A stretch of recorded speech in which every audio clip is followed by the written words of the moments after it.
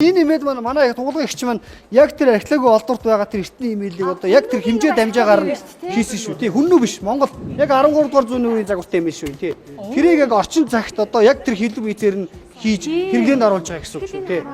Энэ бол өвс соёлыг дахин амьдруулж байгаа гэсэн үг. За хоёул ийшээгээ сууч. Одоо энэ одоо ном байна штэ.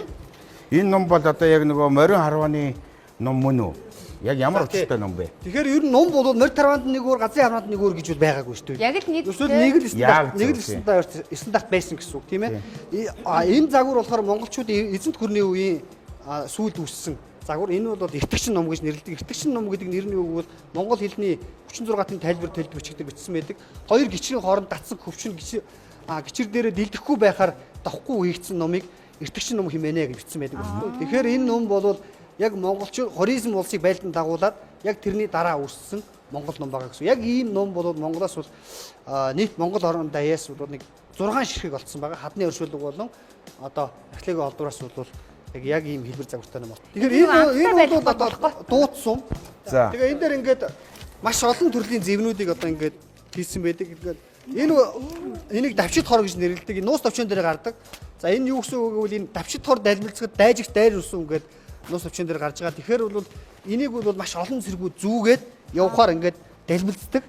Тэгээ энэний дуунаас тэр дайр өссөн одоо мэрэгдийн дайр өссөн айд цухтаасан байгаа байхгүй юу. Тэгэхээр та бүхэн төсөөлөд үзэх хэрэгтэй. Энэ бол 3000 эсвэл 1000 100000 зэргүүд ингээд морин дээр ингээд дуу гарах нь шүү дээ тийм ээ. Тэгээ энэний дуу чимээнээс дайжид цухтаасан гэдгийг нуус төвчөн дээр бичсэн байдаг байхгүй юу. Давчид хор дэлбэлцэхэд дайжигт дайр өссөн гэдэг. Яг одоо Монгол имэйлийг ерөнхийдөө хуучны имэйл дуурайлгаж хийсэн юм байна шүү дээ. Тий, яг би бас өөрөө бас эртний имэйлийг одоо судалсан. За. Бисмилlah. За. За, монголчуудын техник нь бол бүгд өөр гэсэн нэртэй.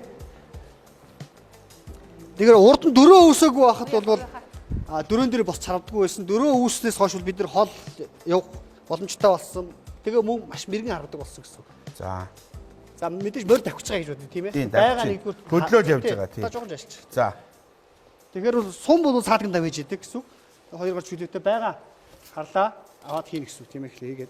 Хийгээд татна гэсэн. Тэгээд тэн дээр байва анги хөрж байгаа бол ингээд татхна шүү дээ ингээд. Тэгээл хөгөөд ингээд авна.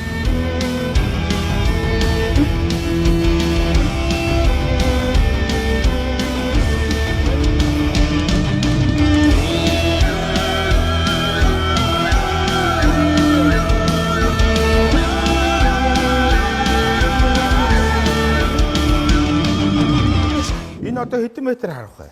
Энэ болохоор миний тэмцээн уралдаандаа ордог номсом. Энийгээр бол нэг 150 м авчнаа. Төрөүний нөгөө миний барьсан. Тэрүүгээр бол нэг 300 м бол явах гэсэн. 500-аар хардаг ном байна уу? 500-аар харуулъя гэвэл нумаа илүү хүчтэй бүр тэр хол харахад зориулж хийх хэрэгтэй гэсэн. Одоо та мэддэг үдээс энэ бүгд техник нэртэй. Морин дээрээс доошоогоо ингэж харах ч юм уу те. Эсвэл эргэж ингэж харах юм. Энийг бол ховолсож намнах гэж нэрлэдэг. За. Тий. Яг зэрэгцэж ирээд хажууд байгаа бол тэрийг ингэж харахыг бол техник намнах гэж нэрлэдэг. Дээшээгээ харах тийм ээ. Дээр шуу байж болно. Эсвэл хэрмэн доогуур дахиад дээшээ харж иж болно шүү дээ. Энийг болохоор хаймсаж намнах гэж хэлдэг. Тэгээ морин дээрээс одоо хажуугаар нь гарч тавхиад эсвэл хойноос ирж байгаа дайсныг харахыг удран гурц намнаа гэж нэрлэдэг байхгүй юу. Тэгээ бүгд өөр гэсэн нэртэй гэсэн. Энэ одоо яг эртний хуучны монгол ном байж чадах уу? Яг хийсэн одоо тэр шөрмөс янз янзын одоо эвэр одоо хийж байгаа нэ штэ. Ер нь одоо яг судалгааны тал дээр бол одоо юу гэдэг баримттай байж чадах уу? Энэ яг ямар учиртай юм бэ? Чатна. За ерөөсөө эртний уламжилт номыг юугаар хийж яаныг үл эвэр, мод, шөрмөс гурвыг одоо нааж зүүж нааж хийж байгаа гэсэн үг. Тийм модыг нь болохоор амтны гаралтай цавуугаар, шөрмөсийг нь болохоор загсны гаралтай цавуугаар наагаад энийг бүгдийг ингээд зүүж наагаад л хийж байгаа гэсэн үг. Манж намч гэсэн бас яг тэгж яг тийм. Тэгэхдээ хэлбэрийн хувьд өөр, загварын хувьд өөр, зарчмын хувьд ялгаатай гэсэн үг. Зарчмын хувьд манж ном бол өндрөөр 165 см. Их өндөр юм биш. Энэ 165 хүрэхгүй. Энэ бол 125 хацаад байгаа гэсэн. Арай бага юм байх. Тэгэхээр их том. Тэгээ манж ном яадаг том учраас яана вэ гэвэл тэрэндээ зориулж том сум хэрэгэлдэг гэсэн үг. Том хүнд сум хэрэгэлдэг гэсэн үг.